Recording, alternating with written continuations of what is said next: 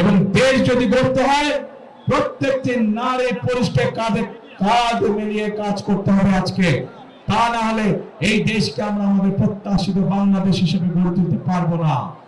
প্রিয় ভাই বোনেরা, সেজন্যই আমরা এই নারীদেরকে, বিশেষ করে গ্রামের খেটে খাওয়া নারী যারা, শহরের খেটে খাওয়া নারী যারা, কর্মজীবী নারী যারা সহ সকল গৃহিণীর কাছে, সকল পরিবারের মাদের কাছে আমরা ফ্যামিলি কার্ড পৌঁছে দিতে চাই, যার মাধ্যমে আমরা এই নারীদেরকে ধীরে ধীরে অর্থনৈতিকভাবে স্বাবলম্বী করে গড়ে তুলতে পারি, যেন তারা পুরুষের পাশাপাশি পরিবারে, সমাজে, দেশে অর্থনৈতিকভাবে শক্তিশালী ভূমিকা রাখতে পারে।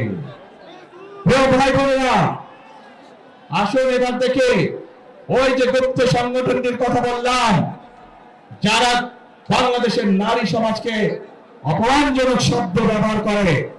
আরেকটি ঘটনা বলি তাদের আরেক নেতা, যার বাড়ি কিনা কুমিল্লা জেলায়, সেই নেতা কিছুদিন আগে তাদের এক দলীয় সমাবেশে বলেছে তাদের কর্মীদেরকে যে 12 তারিখ পর্যন্ত আপনারা জনগণের পা ধরবেন, তারপরে বাকি পরবর্তী 5 বছর জনগণ আপনাদের পা ধরবে।